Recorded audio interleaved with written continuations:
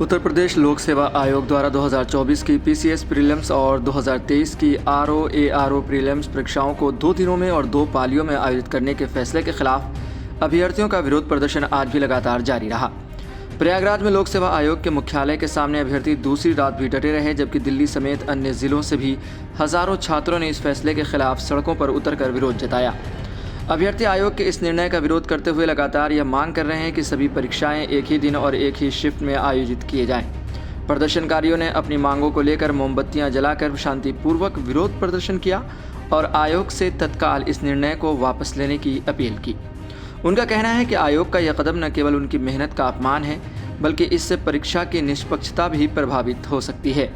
छात्रों का आरोप है कि 2 पालियों में परीक्षा आयोजित करने से विभिन्न पालियों में अलग अलग स्तर के सवाल हो सकते हैं, जिससे कुछ छात्रों को फायदा होगा तो कुछ को नुकसान। सामान्यीकरण के तहत आयोग द्वारा दोनों पालियों के परिणामों को समान स्तर पर लाने की बात कही गई है, लेकिन अभ्यर्थियों का कहना है कि इस प्रक्रिया से अच्छे और मेहनती छात्रों को नुकसान हो सकता है। हालांकि उत्तर प्रदेश लोक सेवा आयोग का कहना है कि लगभग 6 लाख अभ्यर्थियों के लिए एक साथ परीक्षा आयोजित करना संभव नहीं है, क्योंकि इतने बड़े पैमाने पर पर्याप्त परीक्षा केंद्र उपलब्ध नहीं है। आयोग का तर्क है कि इतनी बड़ी संख्या के लिए परीक्षा केंद्रों का इंतजाम करना कठिन है और यही कारण है कि परीक्षा को 2 पालियों में आयोजित करने का निर्णय लिया गया। इसके बावजूद छात्रों का कहना है कि आयोग ने पहले भी लाखों छात्रों के लिए एक साथ परीक्षा आयोजित की है और इस बार यह निर्णय न केवल अनुचित है, बल्कि परीक्षा की पारदर्शिता और निष्पक्षता पर भी सवाल खड़ा करता है। प्रदर्शनकारी छात्रों ने अपनी मांगें पूरी होने तक अनिश्चितकालीन धरने का ऐलान किया। छात्रों का कहना है कि जब तक आयोग अपना निर्णय वापस नहीं लेता, तब तक उनका विरोध प्रदर्शन जारी रहेगा।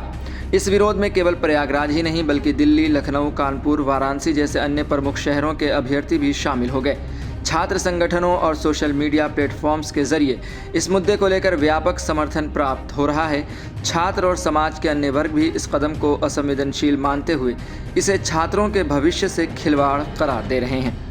प्रदर्शनकारियों का कहना है कि 2 पालियों में परीक्षा होने से विभिन्न पालियों में सवालों का स्तर भिन्न हो सकता है, जिससे अभ्यर्थियों के परिणामों में असमानता आ सकती है। विरोध प्रदर्शन अब न केवल अभ्यर्थियों तक सीमित है, बल्कि देश के प्रमुख राजनीतिक नेताओं ने भी इस मामले में अपनी प्रतिक्रिया दी है।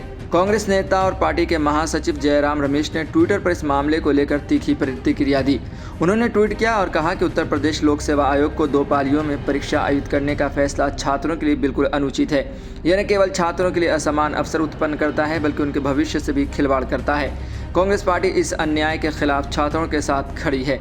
वहीं जयराम रमेश ने अभ्यर्थियों के संघर्ष को जायज ठहराते हुए यूपी सरकार से इस फैसले को तुरंत वापस लेने की मांग की है। समाजवादी पार्टी के राष्ट्रीय अध्यक्ष अखिलेश यादव ने भी इस मुद्दे पर अपनी चिंता जाहिर की। उन्होंने ट्वीट किया और कहा कि उत्तर प्रदेश लोक सेवा आयोग का फैसला छात्रों के भविष्य के साथ खिलवाड़ करने जैसा है।